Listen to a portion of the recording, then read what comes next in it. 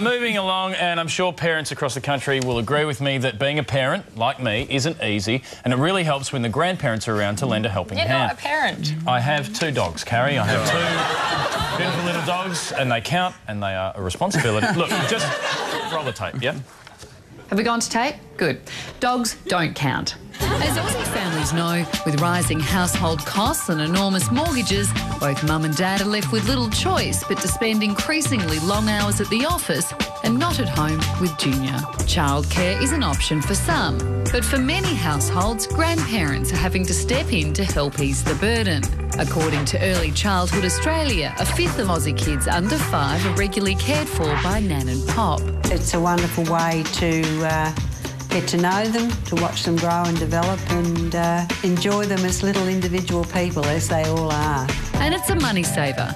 In New South Wales alone, according to the Council of Ageing, about 200,000 grandparents are babysitting for 12.7 hours a week, saving families $88 million each year. I think grandparents actually like the idea of looking after their grandkids, and they don't actually see it in money terms. I know for me, if it wasn't for my mum looking after Ollie several times a week, I couldn't host the project.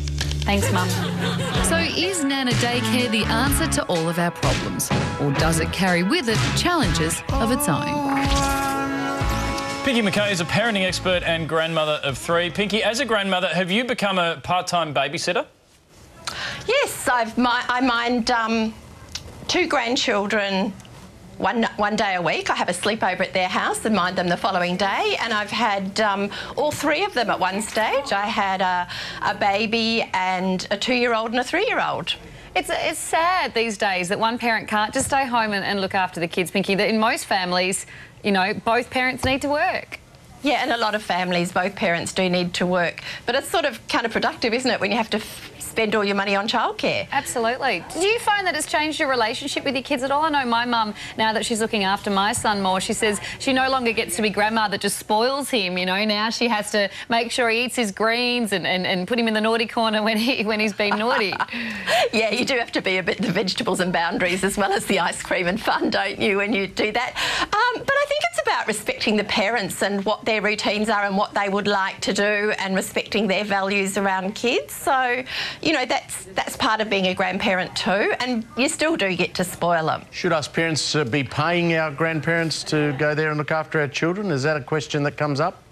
It's not for me. I wouldn't want to be paid, but I guess I have flexible work so I can do whatever I like around it. But I think for some families, yes, and I think if grandparents are minding the children full-time and their own children have got good incomes, I think it's quite respectful to have that discussion. Surely, I mean, my children's grandparents would like to pay us just for the privilege of looking after their kids. Well, that's right, yeah. And they never say no, and they never want to say no, do they, Pinky? No, I'd never say no. And you know what? It's payback. You know, you watch those kids, and then I think when I'm 80 and I'm really old and doddery, oh, they might look after me. But Pinky, you say you never say no. What if some grandparents want to say no? They want to enjoy their retirement and hit golf balls all day. Well, that's it. If they want to, that's their prerogative. And, you know, I would say no if I'm going somewhere or I have an appointment. I definitely do that. I mean, a couple of times I've had to fly interstate on a Nana Day, and I've just had to say, look, I'm really sorry, but can you make another arrangement? Come on, Pinky, you could have taken the kids with you, sure. Well, I did last time, Hughesy. I did. I took one to Sydney with me. Well, you're a real hero then, fair enough. Yeah, look, this may sound like an interview, but Dave, really, that was a job interview for you to babysit his kids as well. Pinky, I'll send them all over.